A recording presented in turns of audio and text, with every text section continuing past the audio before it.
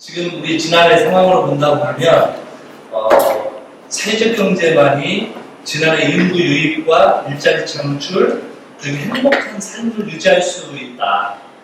경제의 구조는 어렵다라고 이제 판단을 하고 제가 여전히 지금도 보이지 않는 닭 같지만 아직 좀 흐리흐리하지만 이런 걸 꽉 잡았을 때 비로소 여러분들이 추구하고 있는 지역, 마을을 만들 수 있다는 차원에서 저희가 두 발씩으로 사회적 경제가 닭이다 이렇게 정하고 출발을 했습니다. 함께 5강까지 재밌게 좋은 기회를 만들어갔으면 좋겠습니다. 감사합니다. 경기도 사회적 경제 육성위원회 위원이시고 행정안전부 일자리 코칭그룹 전문가가 지도했습니다. 양세훈 박사님을 큰 박수로 환영해 주시기 바랍니다. 사실은 이 정책은 국가가 해야 될 정책을 국가가 해야 될 의무를 민간에 위탁하는 방식이라고 쉽게 생각하시면 되겠습니다. 그러니까 사회적 기업들 보면 이게 조건들이 있잖아요. 취약계층 몇 명 고용을 하고 말 그대로 지역의 민들을 고용을 해야 되고 이런 조건들을 걸잖아요. 그런 조건들을 거는 대신 뭘 해줘요? 보조금이라는 걸 드리잖아요. 그 방식은 뭐냐면 국가가 해야 될 일을, 정부가 해야 될 일을 워낙 이제 그 국민들의 요구가 강해졌잖아요. 인터넷도 되고 비행기도 타게 되고 이러다 보니까 민원이 워낙 많다 보니 소수의 공무원 인력으로는 그걸 다 대응할 수가 없어요. 그래서 그들이 말하는 일정 부분 이제 뭐 영어로 말하면 루틴하다고 하는데 약간 반복적이고 조금 희생정신이 깃들어 있는 사업들을 은근히 잘 이렇게 민간한테 넘겨준 거예요. 그런데 이 민간이 이걸 준비를 하고 받았어야 되는데 이게 돈이라는 게 정부 돈이라는 게 보조금이 쭉 내려오다 보니까 덜컥 물은 거예요, 사실. 그러다 보니까 준비 없이 물었다는 의미는 뭐냐면 고생은 추만큼 하는데 막상 성과가 쉽게 나타나지가 않아요. 그러니까 구조적으로 대박을 터뜨릴 수 있는 환경이 아닌데 대박을 터뜨리는 것처럼 이야기를 하고 대박을 터뜨려야 된다라고 정부에서 슬쩍 푸싱을 하고 행정이 그러는 거예요. 저는 행정학 박사하고 행정에서 오랜 생활 경험을 해왔지만 아는 건 아니라고 이야기를 해드려야 준비를 하고 더 넥스트 할 수 있는 것이고 그런 맥락에서 제가 오늘 내일 좀 설명을 드리고 혹시라도 제가 강의를 하면서 궁금하거나 제가 오늘 설명 내용들은 대부분 제가 직접 눈으로 보고 일본 사람 직접 가본 사례만 이야기를 드립니다. 그러니까 책에서 뺏기는 사례가 없어요. 혹시라도 궁금한 점이 있으면 전 내일 주는 언제든지 이야기를 드리도록 하겠습니다. 이게 뭘로입니까? 먹고 살기 위해서 뭔가 인간이 하고 있는 거죠. 근데 어떻게 해요? 협력해서 사냥을 하는 거죠. 그렇죠? 이 균형을 다 봐도 혼자 사냥하는 모습은 보이지 않죠. 불을 피워도 같이 피우고 사냥을 해도 같이 이렇게 사냥을 하고 불을 피우고 같이 가져다 나누기도 하고 뭔가 공동작업을 하고 있다는 거죠. 신석기 시대에 보니까 이제는 조금 이런 돌아다니는 상황에서 이제 본격적으로 주택이라는 걸 시작을 하는 거죠. 그리고 돌도끼 같은 걸 스스로 만들기 시작하면서 여전히 뭐죠? 공동으로 뭔가 작업을 하죠. 그렇죠. 그 다음에 이제 1000년이 넘어오면서 좀 본격화되죠. 이렇게 호텔도 만들게 되고 이 고층에 가면 고인돌 있잖아요. 저도 상당히 궁금했었는데 이런 방식으로 세워놓고 흙을 쌓아놓고 올려서 흙만 빼면 고인돌이 되는 이렇게 시작을 합니다. 그리고 그릇들이 만들어지기 시작하고요. 이제 철기 시대 되면서 본인들이 뭐 10명, 20명 모여있던 그룹들이 이제는 부족이라는 단위로 모이기 시작합니다. 뭔가 남의 걸 뺏기 시작하려고 합니다. 그러려면 어떻게 해요? 사람 숫자가 많아야 되겠죠. 그게 서세가 나타나는 겁니다. 그러면 현대사회는 어떻습니까? 보면 달리기를 하죠.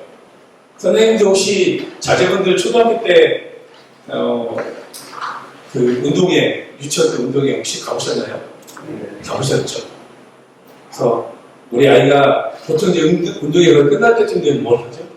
5명씩 이렇게 서가지고 100m나 50m 달리기를 하잖아요. 그래서 선생님, 신호를, 총소를 내면 죽지 않게 뛰잖아요. 그렇죠? 부모들을 혹시 또 보셨어요? 부모님들은 4학년부터는 거의 가지는 않지만 유치원 때나 1학년 때 많이 참석하시잖아요, 운동회. 아이들이 달리기를 했을 때 혹시라도 그 다른 부모님들의 표정을 보신 일 있으시나요? 보신 분 있을 거예요. 자, 2가지 현상이 나타납니다. 우리 아이가 달려서 1, 2등을 들어오면 그 부모는 어떤 표정을 줄까요? 아주 말도 못하게 행복하죠. 나의 유전자 닮은 것 같죠. 막 친구가 못합니다. 그런데 우리가 달리는데 꼴통으로 들어와요. 그럼 어떻게 해요, 부모님들은? 다 그렇진 않지만, 그래, 수고했다고 안아주는 부모님도 계시지만, 일부분 부모님들은 일단 눈을 마주치지 않습니다. 그리고 부부 사이에 서로 쳐다보면서 말은 하지 않지만 뭐라고 얘기할 것 같습니다. 너 닮았어. 너 닮았어. 이게 이제 인간의 본성이에요. 지금 여전히 우리는 뛰면 이거 1등을 받아야만 만족을 해야 되고, 너 옆집에 있는 공부 잘하고 너는 못해. 동창들 만나면 너 누가 그때 1등 했었냐? 막 이렇게 얘기하잖아요.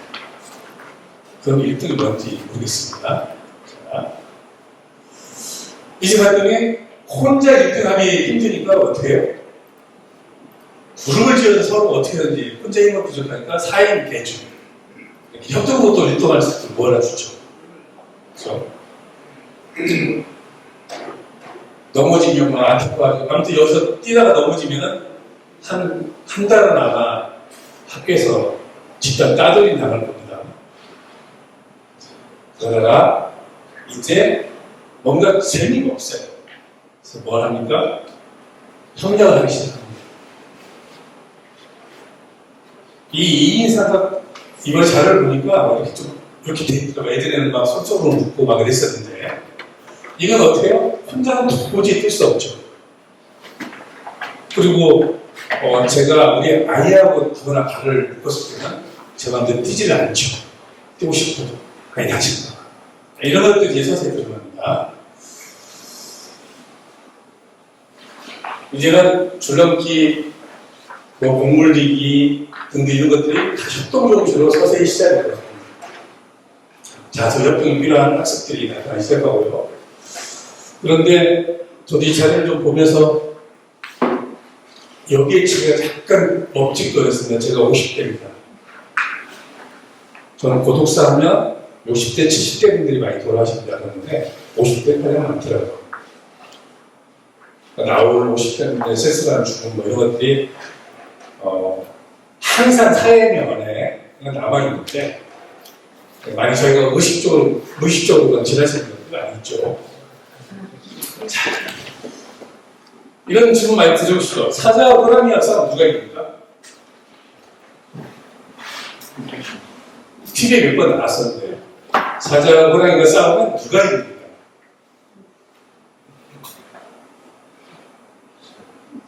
이거 맞히시면 제가 책 드려요. 제 책 하나 가져있는데, 사자와 호랑이가 싸우면 누가 이길 거예요? 네? 호랑이요? 김쌤님이요? 그 대답 나오지 않았습니다. 한번 실제로 실험해보니까 호랑이 이기긴 했습니다. 호랑이 이기긴 했는데, 실제 사자는, 사자 방식은 이런 식으로 그룹으로 무리를 지어 다니고, 어떻게 해요? 조를 짜가지고 공격을 하고 사냥을 하는 거죠. 그 반면에 호랑이는 거의 철저하게 혼자 사냥을 하는 경우가 대부분입니다. 이것만 보더라도, 아구도 이렇게 혼자 공격해서 사냥을 합니다. 편하게 지금 머릿속에 정리하시다 제가 보여드리는 거예요. 사회적 경제는 자파 경제일까, 우파 경제일까요? 자파 경제 아닙니다. 우파 경제입니다. 명백한 사실이고요. 유럽에서 우파학자들이, 우파 경제학자들이 이걸 대안으로 내세운 게 사회적 경제예요. 이 사실을 그러면 왜 우리들이 좌파 경제라고 인식을 하고 좌파들이 하는 정책이라 생각하고 NGO, NPO들이 하는 시민사회가 하는 정책으로 이게 잘못 전달되어 있어요. 그래서 약간 괴리감이 생기는 거고 국민들과 떨어져 있고 보수사가 보이는 국회의원들이 절대 이 법안을 통과를 시켜주지 않으려고 반대를 하는 거죠. 이게 우파 경제입니다. 그러면 왜 그 이야기를 안 하느냐? 안 하는 게 아니라 몰라서도 알면서 숨기고 있습니다. 뭐냐면 아까 우리 생각해봤지만 이 유럽의 좋은 사회적 경제 문화가 한국에 넘어오면서 처음에 도입에서 문제가 좀 생겼어요. 요것만큼은 알고 가셔야 됩니다. 처음에 단추 잘못 뽑았어요. 단추 잘못 집어넣었어요. 그게 뭐냐면 원래 시민사회단체는 정부 돌아가신 김대중 대통령이 시민사회단체 전부 보조금 NGO 보조금을 해줬잖아요. 그런데 이명박 대통령 때 대통령 돼가지고 얼마 안 돼서 뭐가 일어났죠?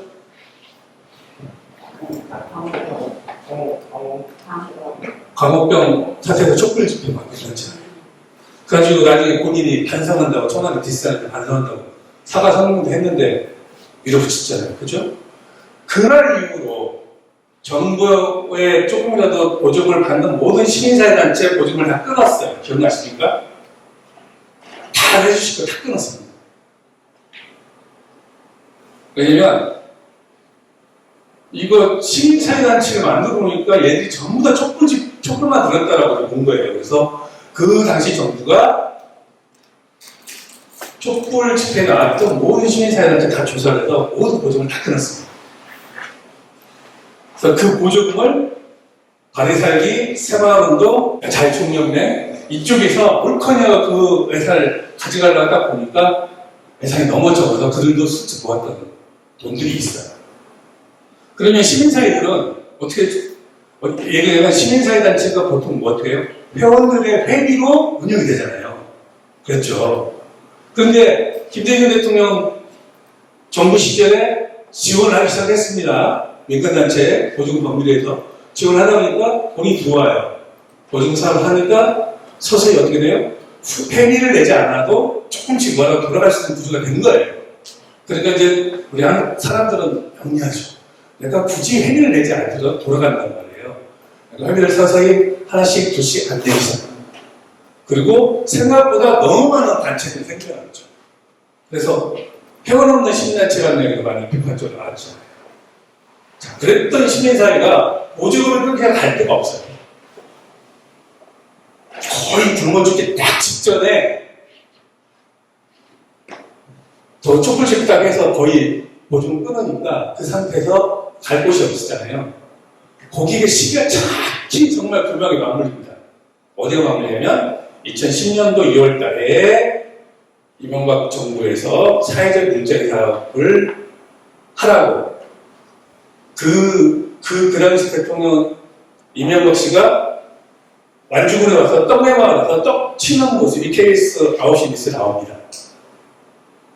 그걸 보고 돌아가서 각 부처별로 사회적 일자리 사업을 시행해라. 시작된 게 사업 단위에서는 대한민국에서 사회적 경제가 본격화된 게 2010년 2월달부터 시작했다고 보시면 됩니다. 이론적으로 그동안 사회적 경제 같은 일들을 많이 해왔지만 실제 정부가 나서서 사업 베이스로 돈을 쏟기 시작한 것은 2010년 2월달입니다. 4대강을 했을 때는 뭐였어요? 일자리 늘는다고 이야기하고 4대강을 했잖아요. 사업을 했는데 일자리가 전혀 늘지 않잖아요. 그러니까 답답하죠. 대국민 사기극을 벌인 거잖아요. 4대강 그렇죠? 그러니까 일자리를 만들어야겠다는 생각밖에 없는 거죠. 그래서 노동 비서관이 모든 인맥을 다 통해서 뭔가 아이디어를 달라라고 해서 결국 저 같은 사람 학자까지도 왔습니다.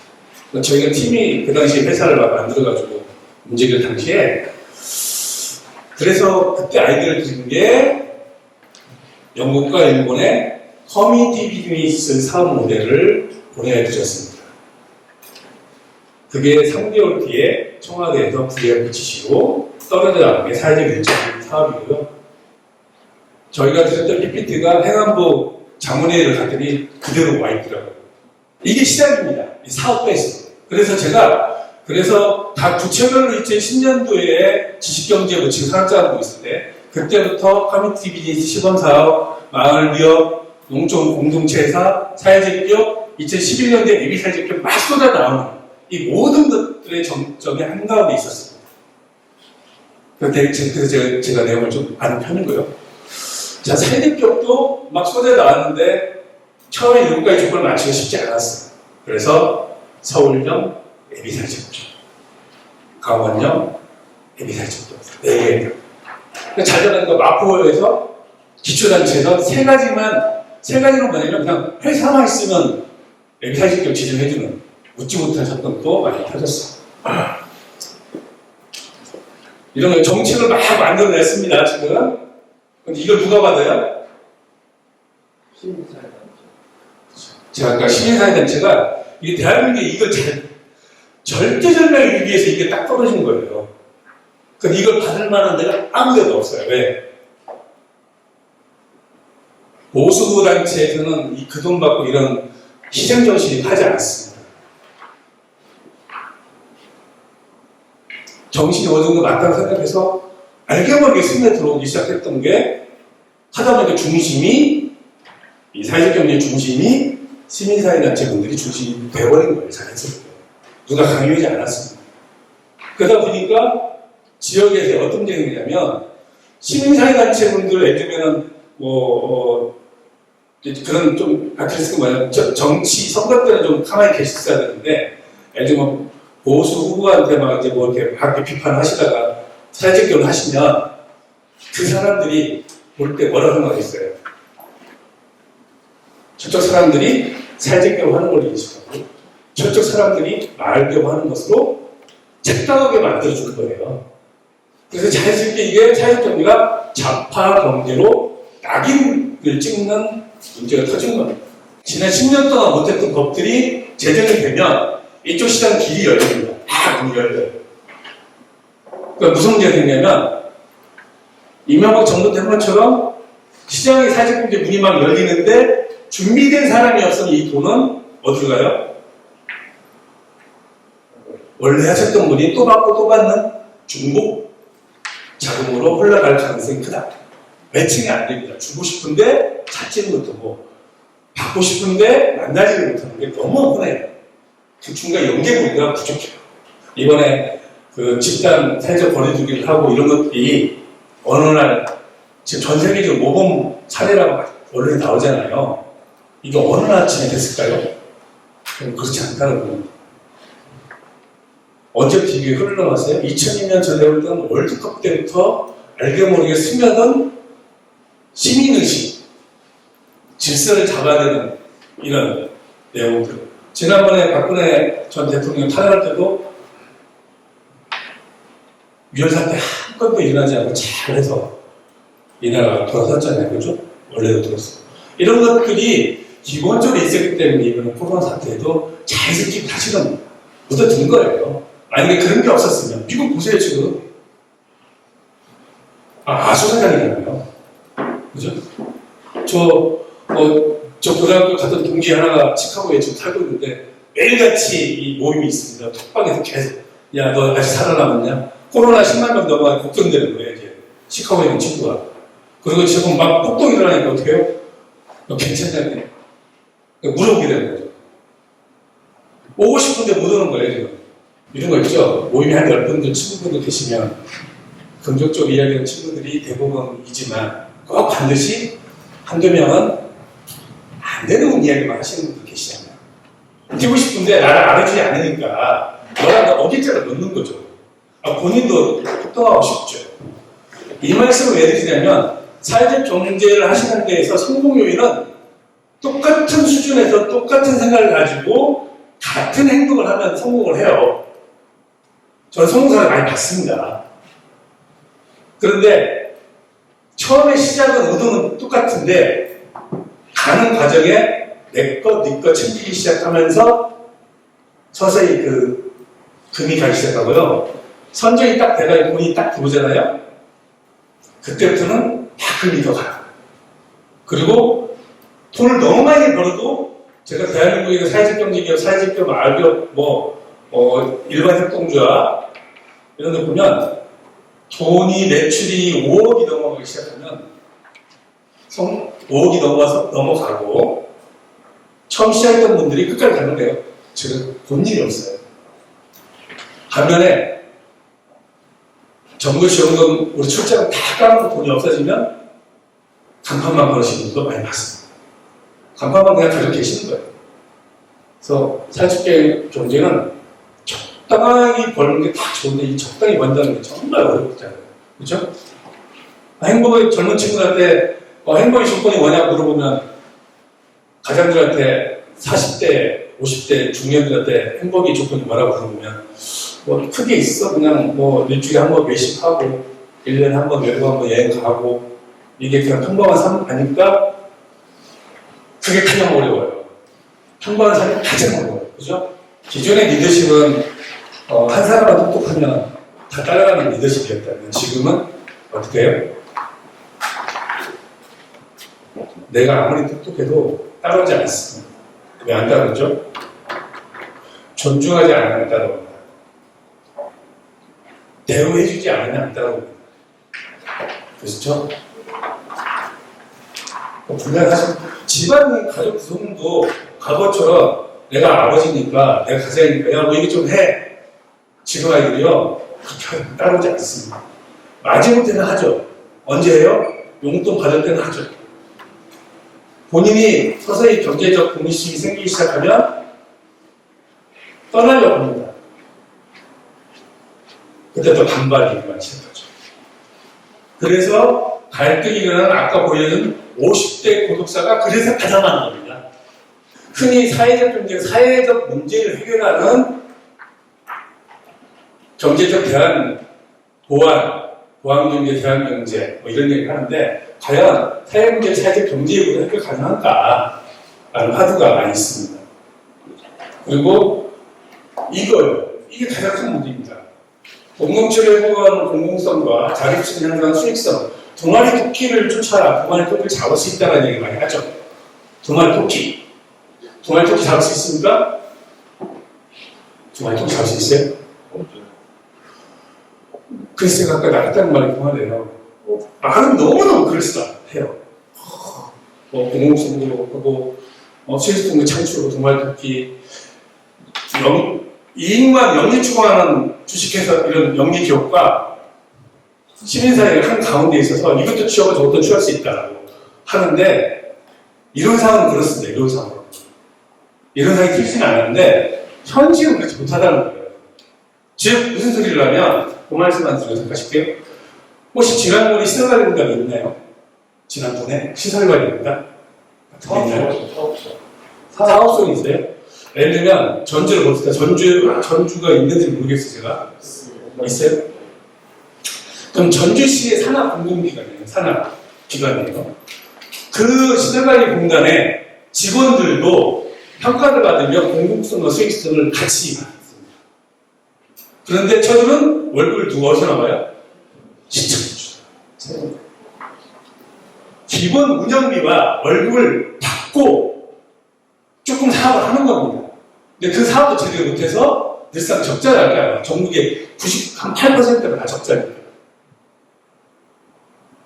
돈을 기본적 인건비와 운영비를 받으면서도 적자가 나는 게 통상의 두 마리 토끼를 잡는 정부의 산하기관들인데 민간들한테 조금 보조금을 주면서 두 마리 토끼를 잡아라고 강요를 한다? 저는 그건 아니오시다라고 얘기를 할 수 있습니다. 너무 많은 꿈을 심어주면서 쓱 집어넣는 거죠. 그래서 제가 처음에 이 단추를 잘못 끼웠다. 근데 그나마 이번 문재인 정부 때 좀 많이 바꾸고 있습니다. 잘못된 반응들 바꾸고 있고, 제도적으로 바꾸고 있고, 그래서 힘든 부분들을 굳이 법률 제정이 안 됐더라도 대통령령으로 인증사회적 기업, 예비사회적 기업, 마을기업, 자활기업, 법인격인 사회적 협동조합은 공공기업 우선금에 쭉 들어가고 있고요. 저희 같은데 일정 부분 매출액의, 구매액의 3%, 5%를 그 제품을 사지 않으면 경영평가에서 마이너스입니다. 경영평가를 S부터 D 등 5등을 받는데 경영평가를 내일 D를 2번 받으면 저희는 임금이 전체 30%가 위에부터 아래까지 전액 삭감입니다.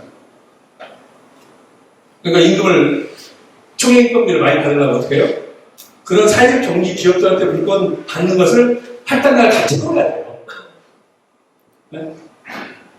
그런데 여전히 주들이 연결이 안 되셔가지고 일반 기업을 하면서 살짝 위장한 사회적 사실이 있습니다. 그들이 그걸 다 따라오고 있다. 자, 현장에서 직접 보고 있습니다. 그 외국계 인식들이 쭉 있었는데 이런 인식들이 실제적으로 이거죠. 아까 말씀드린 노무현 전 대통령 시절에 사회적 기업 불순법이 시행이 되면서 제정이 되고 이제 출발했는데 그게 이제 이명박 정부까지 한 3년 동안은 뭐 촛불 집회 내번에 등등 해서 빚을 거의 못 봤어요. 실제 사회적 기업이 2007년도에서 2009년도 이 사이에 2년간 동안 불과 150기 정도밖에 되지 않았습니다. 그때는 그냥 어느 정도 규모가 같이는 그냥 뭐 잘 공무원도 모르고 그러니까 뭐 이제 내용을 모르니까 신청하면 인간한테 크게 어려움이 없었습니다. 거의 그쪽 계통 계신 분 말고는 거의 몰랐던 시절들이 아까 제가 설명드린 2010년도 2월 달에 사회적 일자리 사업으로 각 부처마다 쏟아져 나왔던 것 중에서 지금 남아있는 것들이 4개. 그게 사회적 기업, 마을기업, 자활기업, 농촌 공동체다. 원래 농어촌 공동체 회사에서 어촌이 해양수산으로 분리되면서 농촌 공동체 회사라고 얘기합니다. 그러니까 그랬는데 실제 그게 이것도 있어요. 이명박 정부와 박근혜 정부 때는 이 시민사회분들의 어떤 그런 것들 비판력을 잠재우기 위해서 사실 정책적으로 이 돈을 쏟아낸 부분도 있습니다. 사업에 바쁘니까 정부를 비판하거나 이럴 만한 시간적 여유가 많이 부족했던 거죠. 아주 교묘하게 활용을 한 겁니다. 그 말은 뭐냐면 진정성이 별로 없이 이 정책들이 이루어졌다는 거예요. 그 말씀 드리려고 하는 거거든요.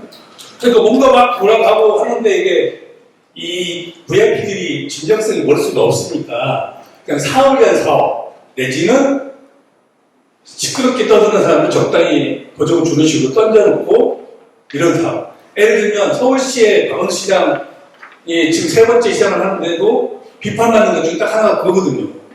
지난 10년 동안 서울시장 앞에 와서 대목을 하거나 박시장 똑바로 해라고 말하는 시민사회단체가 없어요.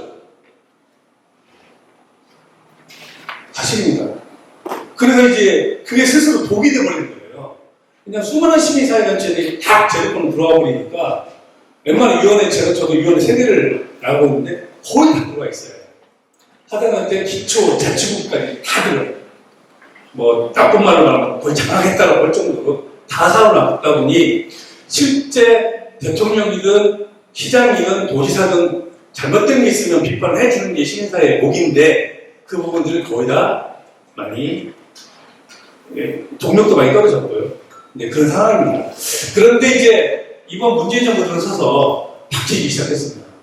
문재인 정부 들어서 내일도 말씀드린 뭐가 가장 큰 변화가 있었냐면 정부 조직법 개편을 통해서 청와대에 뭐가 생겼어요? 사회적 경제 비서관이 생겼잖아요. 현재 사회적 경제의 기본법이나 가치법이나 이런 것들이 기본 3법들이 통과가 되지 못했어도 대통령으로 모든 사업들을 밀어붙이고 있다는 거예요. 그래서 제가 저의 찬스다 그렇게 생각하고 국회의원 177명이 되고 세포가 올지는 모르겠지만 법안 제정하는데 큰 어려움이 없을 것 같다 이 판단을 합니다. 법률이 제정이 된다는 의미는 예산을 만들 수 있다는 의미고 사업을 확장할 수 있다는 의미입니다. 그런 의미로는 굉장히 준비를 하시면 좋을 것 같다. 그런데 이게 이제 아마 사회적 경제 기업하면 대부분 현장에 나오면 이런 이야기를 합니다. 가장 많이 짓는 질문이 보조금 얼마 줘요? 그게 정보가 전달돼서 그래요. 보조금 얼마 주냐고 가장 많이 물어봅니다. 그리고 사회적 가치 실현한다. 도대체 어떤 사회적 가치 실현하는지 모르고 그냥 사회적 가치를 실현한다는 말만 되뇌시키는 분들이 많으세요. 어떤 사회적 가치 실현하시는데요? 라고 물어보면 당황하시고. 그러니까 기본적으로 체계적으로 공부를 배울 만한 시간적 여유가 없어서 그랬는지 모르고 약간 이제 그 표현들이 그럴싸한 표현들이 너무 많이 사회적 경제 쪽에 녹아져 있습니다. 그러니까 뭐냐면 약간 존경스럽고 선망이 대상인 표현들이 있다 보니 거기에 자기들의 슬쩍 메모를 대시는데 그건 위험한 겁니다. 저는 냉정하게 이야기를 해드립니다. 현실과 괴리된 정책을 선거를 하지 못합니다. 자, 사회적 기업 언제 제정됐다고 했죠? 제가 몇 년도에? 네? 10년이요? 그래서 사회적 일자리 사업이라고 했고요. 사회적 기업 육성법 2007년 7월 1일이라고 제가 말씀드렸어요. 그리고 2007년이 벌써 13년 됐잖아요. 그죠? 그런데도 여전히 대한민국 전체의 반절 이상이 사회적 기업이 뭔지를 몰라요. 그리고 사회적 기업 제품을 직접 구매한 사람이 몇 퍼센트가 될 것 같습니까? 전 국민의. 사회적 기업 제품이나 사회적 기업 제품을 한 번이나 구매했거나 서비스 이용한 사람이 국민의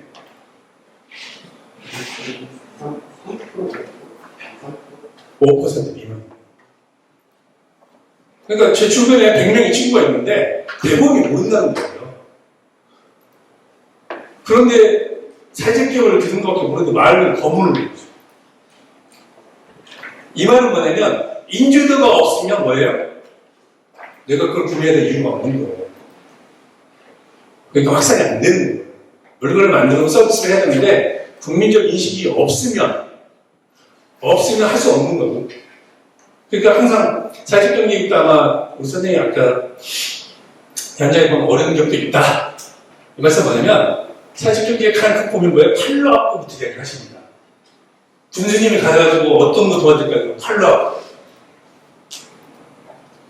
팔로업은 왜 어디다 팔지 서비스를 할지를 생각하다가 찍어냈잖아요. 또 돈 받으니까. 그 다음에 만들어 놓으니까 어떤 공급할 데가 없는 거예요. 그런데 팔 데가 없는 게 아니고 인지도가 없으니까 못 사는 거예요. 친구들조차도 야 그 고추장 마을 끝에 나온 거 괜찮아? 위생 좀 괜찮아? 이렇게 물어봐요. 저는 현장을 봤기 때문에 다 갑니다. 집에 갈 때. 저는 10년 전부터 고추장을 된 데는 저희 부모님한테 좀 죄송한 말씀인데 거의 마을기업 제품만 사다가 있거든요.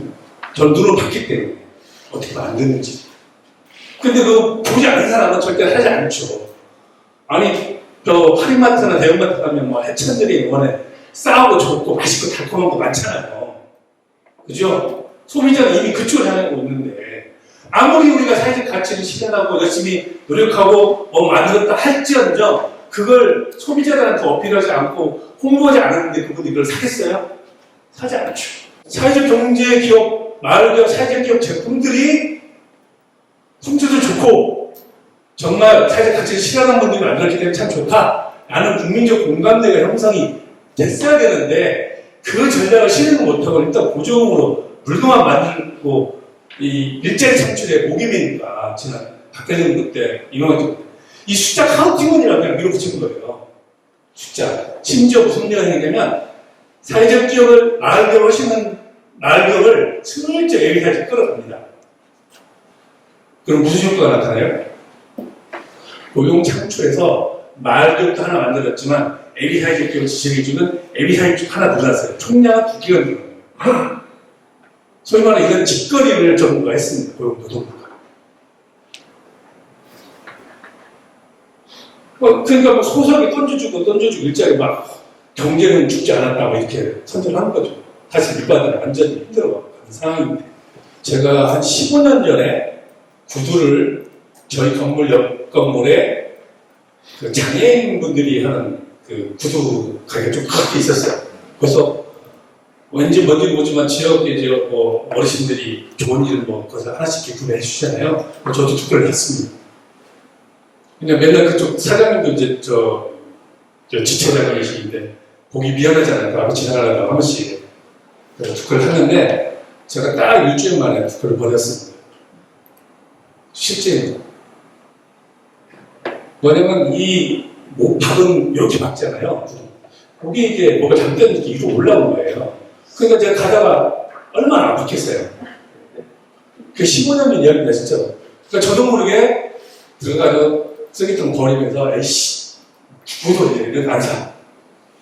AS를 왜 피시고요? 네? AS를 왜 피시고요? 그게 아니더라고요. 아니, 근데 그게 그렇게 한 번 이미지가 되니까 그걸 회복하는 몇 년 걸렸습니다. 그래서 6년 후에 강원도 원주에서 장애물이 만든 구두를 또 하나 샀는데 그거 너무 이제 바뀌었더라고요. 좋더라고요. 그렇게 한 번 비판적으로 물건을 잘못 구입하면 그걸 긍정적으로 바꾸는 시간이 많이 걸립니다. 저는 나쁜 놈이야라고 지목당하면 여러 사람이 같이 동시에 지목하면 그거 회복하는 시간 오래 걸립니다. 홍보 전략을 지금부터라도 물건 만들고 보조금 지금 특검 주는 게 중요한 게 아니고 대국민 선전전이나 홍보전을 잘해서 브랜드 이미지를 빨리 만들지 않으면 성장에 한계가 있을 거다. 이게 이제 아주 유명한 겁니다. 이로되어 남은 일이라는 뜻이에요. 할머님들이 뭘까요? 나뭇잎, 단풍, 이걸 따고 계세요. 여기 초밥에 단풍 있죠? 요건 제가 직접 식당을 들었는데, 여기가 하루에 버스가 4번만 들어간 산골이에요. 그래서 중앙일보 제 아는 후배 부장하고 이게 8년 전인가 아마 될 겁니다. 거기를 가가지고 취재차. 제가 이제 일본말이 좀 됩니다. 그래서 공부를 한 게 있어서. 그래서 겸사겸사 내용도 알고 같이 가졌는데, 버스 시간을 기다린다. 그러니까 이런 거죠. 어느 시점에 와서 또 다시 이쪽에서 오는 버스 타고 넘어가는 환승처럼 가야 되는데, 이쪽에서 오는 버스가 손님이 없으니까 평일하니까 어떻게 해요? 4번 와야 되는데 한 번 빠뜨린 거예요. 그러니까 그 산속에서 둘이서 산골마을에서 앉아 있었던 거예요. 그러니까 이쪽에서 여기까지 대다니는 버스가 다시 갔다 온 거예요. 그래서 그 버스 기사한테 왜 이쪽 버스가 안 오냐고 물어보고 전화하니까 안 온 걸로 확인이 되니까 이쪽에 있는 버스 기사가 그 중앙 기사에 들어 있습니다. 이쪽은 한 번도 가지 않은 분을 넘어서 저희를 2명을 태우고 3km 30분 넘게 갔습니다. 장소가 어딘지 몰라가지고. 그래서 큰 온천 앞에다 내주시고 본인이 돌아가야 된다고 다시 돌아갔어요. 일본 버스를 둘이서 승객 둘을 태우고 30분을 일본 3km 간 거예요. 그때 그 속에서 제가 어떤 감정이 있냐면 돈을 얼마 줘야 될까요? 차비를. 돈은 많지 않은데 걔도 애너를 이거 차비를 얼마 주셔야 되는가. 나중에 1,000원짜리 2장을 꼬비꼬 꺼내가지고 죄송하다고 했더니 안 받겠다고. 그냥 자기 같은 운송을 하신 분이 실수했기 때문에 고객한테 이러면 안 돼서 안 받고 가시더라고요. 제가 나중에 돌아와서 그 회사 사이트에다가 이걸 해줬어요. 자, 그랬던 마을인데 이 마을을 그렇게까지 찾아간 이유가 뭐냐? 이 할머님들이 우리나라 돈으로 4억 5억 겁니다. 하루에 한 4시간 이러시고. 네? 진짜예요. 요 나무를 따셔가지고 이렇게 케이스에 넣어가지고 이걸 그날 매일까지 저녁에 4개 탑차가 들어옵니다. 공항으로 나가서 밤에 동경과 오사카로 고백을 안 합니다. 그래서 그날 점심 때부터 유명 레스토랑에 이렇게 장식을 합니다. 아무것도 아닌 것 같은데, 그죠? 정말 사업이 너무 벌어요. 이 할머님은 좀 돌아갔을 것 같은데, 그때만 해도 나이가 89세였습니다. 할머님 딸님하고 사이를 갔어요. 손녀딸도 교토에서 나가셨다가 이쪽이 돈이 많이 버니까 돌아오고 직접. 이 마을이, 산골마을이 10년 만에 정말 우리 그 강원도처럼 아기가 태어나고 아기 웃음소리가 나고 이런 마을이에요. 그리고 영화도, 일본에서 영화도 나왔습니다. 이 마을은. 이게 아마 이 그림 한 장이, 이 컵 하나가 대한민국 사회적 경제 앞에 미래를 그대로 다 응축된 내용입니다. 아까 제가 지난번에 환경이 좋습니까? 나쁘십니까? 물어봤을 때, 지난번도 삿포로 가면 이제 이런 말을 있을 겁니까? 그죠? 어르신들만 사는, 여기도 전형적인 삿포로 말이야. 다래인원의 감 있죠, 감농사만 짓는 말이었어요. 그러니까 그게 흉내되면 먹을 거 없으니까 다 젊은 분들은 도예를 안 하는 거죠. 어르신들만 사는 마을에 이분이 일본 농협의 신상품 개발 부장 출신이에요. 이분이 지나다가 이 말을 보고 너무 많이 들어서 일찍 퇴직을 하고, 참 특이해요. 본적을 봐가지고 이 마을로 옮겨온 분이에요. 자기 본적을 봐서. 그래서 여기서 와서 사시면서 요것이 토모지인데 이분이 한 3개월을 그 상품을 다 지은 거예요. 원래 아까 뭐라고 그랬죠? 농협에서 신상품 개발자. 이 상품이 뭘 먹고 살았으면 좋겠는지 3개월 동안 잠 안 자고 돌아다니면서 봤다가 발견한 게 이 나뭇잎을 발견한 겁니다. 이거 팔아가지고 뭐 돈이 되겠어라고 생각할지 모르는데요. 제가 아까 길 헤맸다가 온천에 내려서 너무 배고파갖고 둘이 온천장에 있는 식당을 들어간 거예요.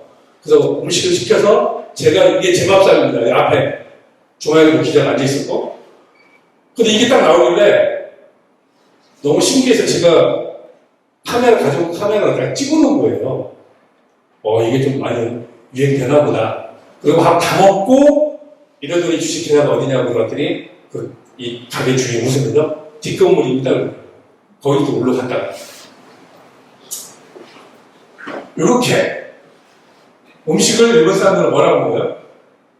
눈으로도 먹는 편 있잖아요. 이게요 2년 전부터 한국의 강남에 일식집이 들어와 있어요.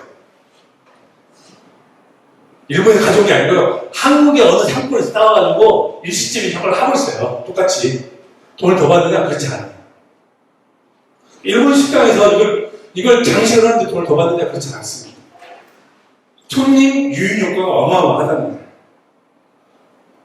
그러니까 봉이 김나달처럼 나뭇잎만 따면 떼뚱거리는 것처럼 보이잖아요. 근데 일본의 이 사례가 딱 여기 하나밖에 없습니다. 일본이 상권의 말로 수없이 여기를 벤치마킹이라는 미연하에 옷을 선진 사례로 왔어요. 다 봤어요. 돌아갔어요. 시행을 했어요. 다 망했어요. 여기만 지금 15년째, 16년 선거하면 여기만. 요건 이분이 NTT 도코모는 우리 대한민국 한국통신처럼 KT죠. 거기를 상품 개발자 출신이니까 가신 거예요. 가서 할머니 용으로 100개를 맞춰달라. 만들어달라. 돈은 없어. 공짜로 해달라. 그러니까 NTT 도코모에서 뭐라고 그러겠어요? 미친놈이라고 할 거 아니에요. 이게 한두 푼도 아닐 텐데. 이분이 뭐라냐면 발사해놨네. 이분이 뭐라냐면 80대, 90대 노인분들이 당신네들 태블릿 PC를 마음껏 사용하는 것을 광고 찍어서 내보내라. 분명 히트 친다. 였어요. 그걸 일주일 동안 해야 했답니다. NTT 도코모 간부들이 모여서. 그래서 그 말이 맞다고 해서 이걸 할머니용으로 만들었습니다. 그래서 공짜로 받은 거예요. 돈 주사도 아니에요. 여기에 무슨 기능이 있냐면 할머니 눈이 안 보이시잖아요. 몇 박스를 따면 오늘 자 100박스만 땁니다라면 할머니도 이름이 있어요. 당신이 몇 박스를 땄다고 생각하면 거기다 번을 눌러가지고 박스 숫자를 맞추는 거예요. 그럼 축축축 계산이 돼가지고 100박스가 되면 자동 알람을 쫙 나옵니다. 그리고 20년 할머니들이 작업하다가 동시에 작업을 멈춥니다. 자, 작업을 멈춥니다. 더 딸라고 하지 않아요. 오늘 100박스는 다 100박스를 합니다. 가져와서 이렇게 선별 작업을 합니다. 그리고 냉면 탑작 내보냅니다. 여기에 이제 경영 용어가 들어갑니다. 뭐였죠? 공급량 조절을 하는 겁니다. 다른 데 다 와서 다 망했는데 여기만 살아남은 것 같아요. 희소성의 원리가 적용이 되는 거죠. 그 여기는 왜 이 작업을 하냐면 혹시라도 핏줄이 남아있는 거죠. 이게 지금 보세요. 음식이 올려놓는 거잖아요. 만약에 저기에 중금속 성분이 나와있다거나 그걸로 인해서 음식 먹으신 분이 배탈이 나거나 문제 생겼을 때는 이건 치명타예요. 그렇죠. 음식에 이렇게 막 올려놓는 거. 선별까지 다 해서 확인하고 보내는 거. 동경과 오사카의 수많은 일식점들이 이걸 믿고 십몇 년간 쓰는 거죠. 똑같은 음식을 먹어도, 예를 들면, 우리가 고등어를 먹고 뭐 갈치조림을, 갈치 부위를 나왔을 때, 하다못해 거기에 노란 닭국잎이 좀 몇 개 있으면 왠지 더 식욕 돋지 않겠습니까? 아닌가요? 그러니까 이야기 때 여성들이 왜 이를 만들려고 하시던데. 그런 거예요. 그러니까 당연히 그런 식당이 있으면 웬만하면 가게 되잖아요. 그 효과로 대박을 터뜨려서 1년에 4억에서 5억을 버는데, 아까 작업을 딱 중지한다고 했잖아요. 중지하는 것뿐만이 아니고 이 할머님들은 뭐가 있냐면, 오늘 핵심입니다. 만약에 이 할머님이 오늘 아프셔가지고 못 나오시면 나머지 19분의 할머님이 이 할머니 목까지 다 따서 그 할머니 이름으로 보내드립니다. 그래서 정확히 할머니 목으로 돈이 나오게끔 해드립니다. 그건 신뢰죠. 그렇죠. 이 신뢰가 구성이 돼서 성공한 게 일본의 커뮤니티 비즈니스, 즉 우리가 말하는 사회적 경제 한 부분입니다. 아까 말씀했잖아요. 혼자 처음에 구석기부터 신석기 사진 쭉 보여드렸잖아요. 사회적 경제는 혼자 할 수 없는 구조예요. 근데 사회적 경제뿐만이 아니에요, 사실은. 어디냐면 지금의 회사는 제가 아무리 집에서 돈이 그럴 리도 없지만 돈이 아무리 많고 아무리 내가 아이디어가 좋아도 혼자 회사를 운영할 수 있어요? 설립할 수 있습니까? 못합니다. 아마 우리 저보다 선배님들, 저보다 더 연배가 많으신 분들은 아이디어 하나로 성공한 분도 계시긴 해요. 아이디어만 하나 갖고 있으면 은행에서 밀어주고. 근데 지금은 조그만 회사를 만들어도 혼자 할 수가 없죠. 기본 가족 회사를 운영을 할 정도 됐죠. 그게 왜 그럽니까? 그게 왜 그래요? 수요가 다양해졌잖아요. 예전에는 애들은 가게를 하나 차려서 지나가는 손님한테 쌀을 팔고 과일을 팔았으면 됐지만 지금 그렇게 해도 장사가 안 되죠. 뭘 해야 돼요? 온라인 판매도 이루어지잖아요. 그리고 옛날에는 채소를 사갖고 가서 막상 집에서 열어보니까 벌레가 먹은 게 좀 있어. 에이 뭐 이 정도는 먹을 수 있지. 하지만 지금 소비자들은 들고 와요. 다시 기름값 들더라도 들고 옵니다. 만약에 여기 지나가는 길에 배를 한 잔 샀어요? 썩었죠? 다시 갖고 옵니다. 지금 현재는 그렇게 됐어요. 그럼 그 민원도 누군가 처리를 해야 될 거 아니에요. 온라인 홍보도 누군가 해야 될 거 아니에요. 나 혼자 그걸 다 못하는 거죠. 어차피 수혜자들의 아까 말씀했잖아요. 공무원들이 국가들이 해야 될 일을 누구한테 넘긴다고 했어요? 인간들한테 위탁 주고 아웃소싱 주고 있잖아요. 그죠? 그러니까 본인들이 민원이 너무 많으니까 할 일이. 회사도 마찬가지입니다. 특히나 사회적 경제 기업들은 협력 신뢰가 없으면 성공하기 힘듭니다. 왜 그러냐면 자본이 많이 시작하는 게 아니잖아요. 자본이 많이 없다는 의미는 아이템에 한계가 있다는 의미예요. 내가 30, 50억 있으면 크게 공장을 뭘 돌릴 수 있지만 우리 다 다녀 모여가지고 3천만 원 쓰면 3천만 원 도대체 뭘 할 수 있을까 생각하면 대답은 뻔합니다. 3천만 원 뭘 할 수 있어요? 행정안전부 말고 5천만 원 받으려고 1,000만 원 자부담 20% 하라고 1,000만 원 그 1,000만 원도 못 만들어가지고 서로 눈치 보고 있는 상황에서는 사업을 도대체 왜 하려고 하시는지가 이해가 안 됩니다. 설사 1,000만 원 만들었어요. 그럼 합이 얼마입니까? 6천만 원이잖아요. 6천만 원 갖고 뭘 할 수 있는지 궁금하면 생각하고 싶죠. 6천만 원 갖고 도대체 뭘 할 수 있는지. 그러니까 출발부터가 이미 빈곤하게 출발한 거예요, 사실. 그래서 이 방법을 바꿔야 된다는 거예요, 이 방법을.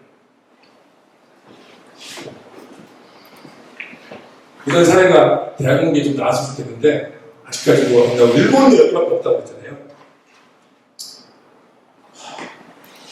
이게 좋은 이야기도 해야 되는데, 이건 제가 직접 경험. 뭘로 보시래요? 하나가 일자고 나면 집값이. 근데 이 찌꺼기를 그냥 못 버립니다. 이건 생활용 폐기물이 해가지고 쓰레기 봉투에 담아서 버려야 됩니다. 아니면 벌금 물어요. 그런데 이걸 슬쩍 이렇게 내놓고 쌓아놓습니다. 그럼 누군가 주워가든지 뭐 합니다. 근데 언제는 많이 없으냐면 겨울부터 지금 한 4월, 5월까지는 싹 없어집니다. 과수원 농사하시는 분들이나 떡밥 하시는 분들이 작은 트럭에 싣거나 아니면 새벽에 트럭을 모아서 싣고 나가요. 하루에 양념시장에서 나오는 게 한 20톤 정도가 나옵니다. 그런데 이걸 제가 살면서도 누군가의 손 안 돼요. 그래서 제가 5년 전에 아이디어를 내서 지역 주민들을 묶어서 이렇게 협동을 만들어서 이분들은 또 장애인 분들이세요. 사회적 조연을 해가지고 수거를 해서 이게 남양주입니다. 이게 1년 되니까 이렇게 원래 이만큼 쌓이는데 1년 되니까 쭉 이렇게 부식되는 이렇게 썩으면서 그걸 어떻게 하냐면 이렇게 포장기로 담아서 판매를 실제 했어요. 저 포천 두레농장에 이렇게 한 장째 저하려면 현황식까지 됐고 공장이 20대입니다. 거두어서 말린 것들을 넣으면 쭉 해서 이렇게 나옵니다. 이게 두 가지 정도 있습니다. 좋은 것은 동물 사료 첨가될 수 있고요.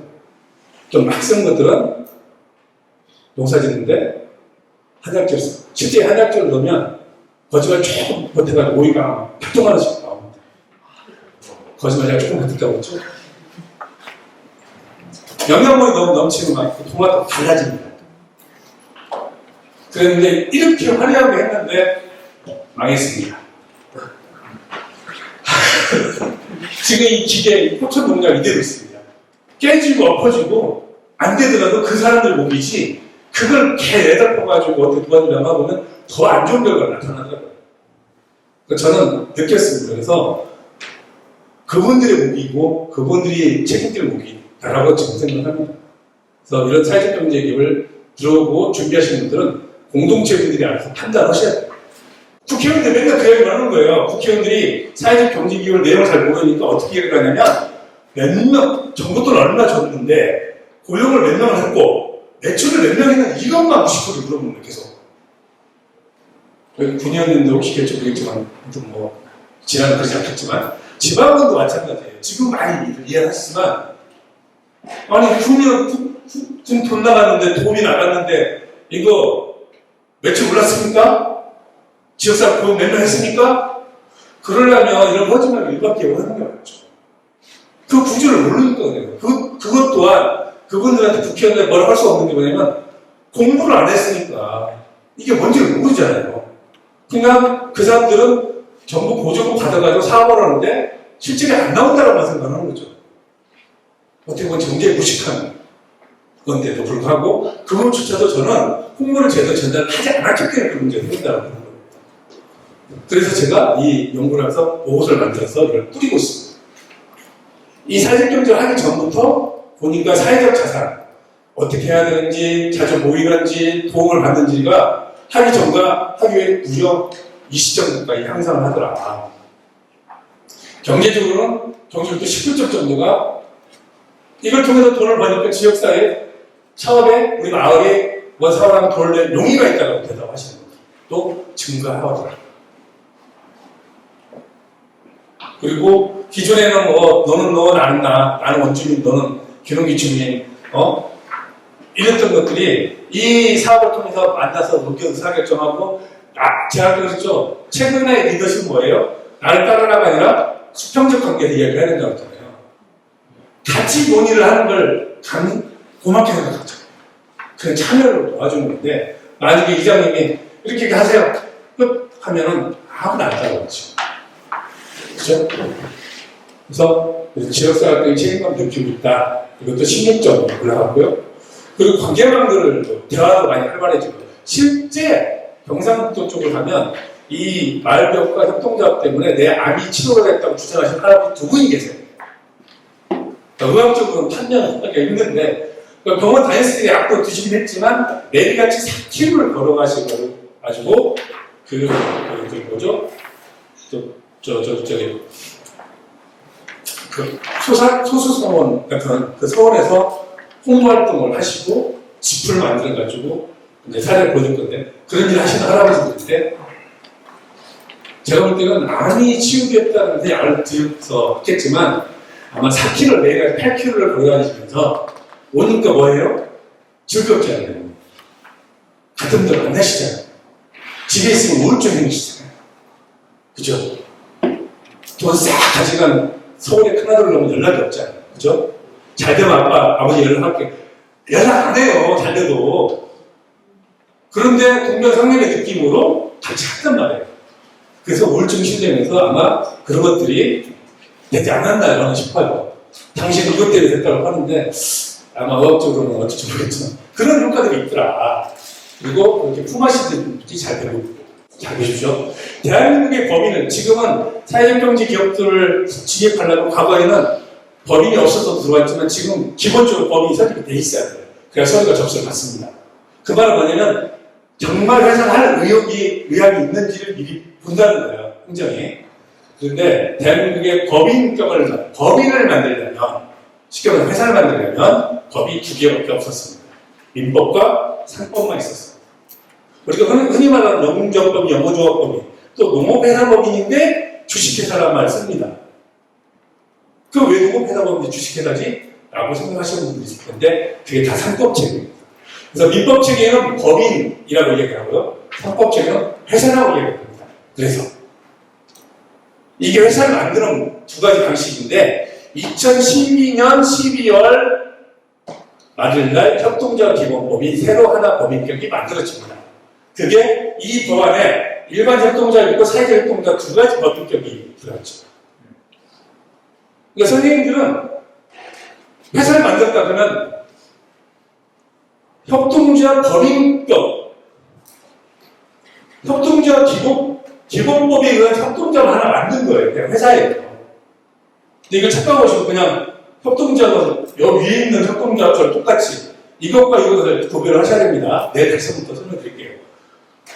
그래서 사자법을 만들든지 영농조합법이든 농업회사법이든 주식회사든 일반 협동조합이든 사회적 협동조합 요 밑에 있는 것들이 법인격입니다. 이걸 가지고 위에 사회적 기업, 마을기업, 자유기업, 농촌공동체 회사는 정부의 보조사업, 보조금사업. 소위 말하는 용어로서 정책 프로그램입니다. 부채사업. 그게 뭐 어떻게 되냐면 이렇게 됩니다.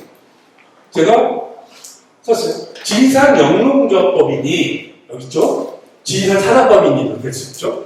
이것들이 만들어지고 산업산 주식회가 만들어지고 한라산 협동조합이 만들어졌을 때 이들이 사업을 본격적으로 가기 위해서 정부 사업으로 진입하는 거예요. 마을기업 도전해서 농촌 공동체에서 도전할 수가 있는 겁니다. 그래서 여기 위에 있는 것들이 정부로부터 돈을 받을 수 있는 정책 프로그램이라고 보시면 됩니다. 그러니까 나는 협동조합이고 마을기업이에요. 이렇게 이야기할 수 안 되고 나는 협동조합 법인을 가지고 마을기업 도전에서 마을기업 브랜드를 나간다. 라고 얘기하는 게 정확한 표현입니다. 나는 지리산 영농조합법인인데 사회적 기업을 운영하고 있어. 같은 걸로 보시면 안 된다는 거예요. 이거 위에는 정부의 정책 프로그램입니다. 보조금사. 브랜드.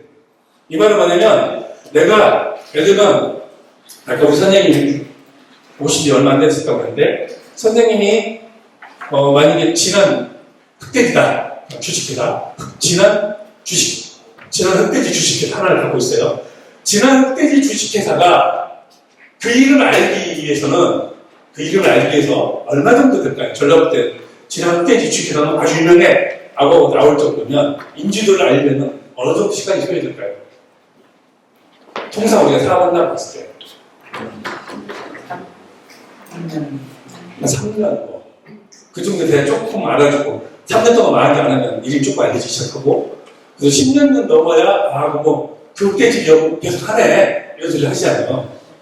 자, 사회적 경제를 들어오는 이유 중에 딱 하나 좋은 게 뭐냐면 브랜드를 따는 거예요. 브랜드를 삼성의 브랜드, 현대 브랜드처럼 마을기업, 행정안전부가 지정한 마을기업 브랜드예요. 사회적 기업 고용노동부가 지정한 브랜드예요. 그래서 명함에 이 제품의 행정안전부 지정 마을별, 고용노동부 지정 인증사회적계, 이게 그냥 브랜드예요. 저는 보조금을 받으려고 생각하지 말고 사업을 하도 브랜드를 받으려고 생각하시라. 이건 정부가 부처가 인정한 것들이에요. 그러니까 브랜드를 따는 거예요, 브랜드. 그 브랜드는 우리 선생님이 말씀하신 3년, 5년 걸릴 브랜드를 한 방에 따는 거예요. 그러니까 공공기관들이, 공무원들이 물건을 살펴볼 때 뭘로 가요?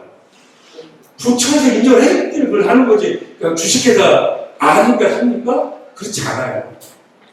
그래서 브랜드를 획득하는 거다. 이 브랜드의 전제조건 뭐예요? 신뢰, 협력, 뭐 연대까지는 얘기할 필요 없어요. 신뢰, 협력, 수평적 관계, 갈등 방지. 이런 정도만 되면, 그것만 구성이 되면 사업으로는 얼마든지 행정에 도와줄 수 있는 게 많이 있습니다. 농촌 공동체에서는 농림부 주관 사업인데요. 누가 하냐면 농어촌 공사에서 부탁해서 합니다. 근데 마을비용은 도시, 농촌도 똑같이 공정하게 무엇을 사업을 하시려면 이 농촌 공동체에서는 광역시에서는 사업을 하지 않습니다. 도당에서만 합니다. 경기도, 전라남북도, 경상남북도, 충청남북도, 강원도, 제주도, 도당이에요. 그러니까 사회적 경제를 하겠죠. 사회적 경제 기업의 거의 주축 세력이 누구라고 했어요? 서울특별시라든지 대전 광역시라든지 광주 광역시라든지 이쪽이 시민사회 단체 분들이 거의 주도권을 쥐게 돼요. 그분들이 농촌에 가서 이거 할 일이 없거든요. 그래서 그분들은 주로 이걸 잘 모르세요. 모르니까 사회적 기업, 마을기업, 자활기업, 협동작업을 이야기합니다. 근데 저는 이게 독수리 오염제라고 얘기해서 사회적 경제 독수리 오염제라고 제가. 지난주에 지난분 추경예산에서 6억이 좀 삭감이 됐거든요. 그중에 1억 5천이 사회적 경제 예산이에요. 그래서 국민들이 삭감 이유를 많은 예산이 투여됐는데 실적이 뭐냐? 이 옆에 좀 더 가면 어디에 무주군이죠. 무주군의 실제 하나를 한번 더 소개해드릴게요. 몇 년 전 얘기입니다. 사회적 경제 기업은 제가 제발 선거전에 나서지 말라고 하는 이유가 있어요. 실제 전국에 그런 사람이 많습니다. 무주군에서 행안부 마을에 최종 선정이 됐어요. 어떤 태권도 거기 공원에 사업을 하시겠다고 해서 제가 좀 오케이까지 떨어졌습니다. 그런데 마을기업 같은 경우는 매칭 사업입니다. 예를 들면 1,000만 원을 받으려면 1,000만 원이고 5천만 원은 중앙정부 돈이고 50%가 25%는 전라북도 돈이고 25%는 무주군 돈이에요. 매칭을 합니다. 그 계약을 누가 하냐면 무주군수하고 계약을 하게 최초. 행안부 장관하고 하는 게 아닙니다. 그런데 그 당시 무주군수가 끝내 사인을 안 해주고 못 해주겠다고 했습니다. 왜 그럽니까? 이거 여기까지 내려왔어요. 그랬더니 선거 때 반대쪽에 아주 선거운동하면서 당신을 엄청 공격을 했나봐요. 그래서 어느 날 보니까 마을기 기준도 딱 된 거예요. 그래가지고 도에서 내려와서 그렇게 선거, 왜냐면 예산이 문제가 생깁니다요. 그래서 끝내 안 해줬어요. 이런 사건이 벌어지면 그 군수가 혼자만 이야기했겠습니까? 정보 왜곡이 바로 그런 데서 그러니까 지난번은 정부에서 마을 만들기로는 아주 유명하잖아요. 굳이 제가 설명 안 드려도 정부에서 마을 만들기는 지난 거의 메이크업입니다. 그죠? 아닌가요? 맞아요. 맞습니다. 커뮤니티 비즈니스는 만족을 이야기하는 거고 신협 협동작 이야기하면 원주를 이야기하는 거고 도시재생 부산 삼복도를 이야기하고 이렇게 거점들이 있어요. 그럼 대단히 유명한 지난번에도 이런 문제가 생겼다는 것은 그만큼 뭔가 교육이 의원들도 안 돼 있다는 거예요. 그리고 안 좋은 것만 보게 되잖아요. 대법원 심사할 때 가장 토론할 때 안 좋은 게 뭐냐면 현장도 모르는 박사나 현장도 모르는 교수가 꼭 와서 안 좋은 거 한 건 보고 그걸 1년 내내 물어봐요. 아니 저처럼 수만 건을 보고 나서 이야기를 해야지. 하나도 100건 정도 보고 얘기를 하셔야 되는데 안 좋은 거 하나 보거나 아니면 기사에서 한국기시에서 안 좋은 이야기 쓴 것 하나만 딱 읽고 나서 아까 보니까 그 협동자 모습을 듣다 다가왔다. 사회적 그런 뭐 작가들이나 하고 말이야. 뭐 장애들은 아닙니까? 이렇게 하는 아주 무식한 사람들이 많아요. 생각보다. 그런 것도 누가 개몽을 해야 되냐면, 그래서 저는 사회적 경제 기업을 참여하시는 분들이 그냥 좀 체계적으로 공부를 하시고, 보정을 받더라도 정상적으로 받으시고, 노력하시면서 가면 이것들이 다 바뀌려고 보여집니다. 다시 한번 강사님한테 박수 한번 부탁드립니다.